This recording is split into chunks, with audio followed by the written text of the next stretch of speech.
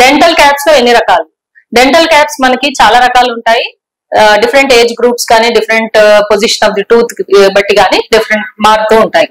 So మనకి first ఎన్ని రకాలో చూద్దాం. Stainless steel caps, ceramic caps, మనకి సెరామిక్ లో మెటల్ సెరామిక్ లో మనకి డిఎంఎల్ఎస్ క్రౌన్స్ అని ఉంటాయి, మెటల్ సెరామిక్ క్రౌన్స్ అని ఉంటాయి, లేదా మనకి జిర్కోనియం క్రౌన్స్ ఉంటాయి. సో వీటిలో ఏది బెస్ట్?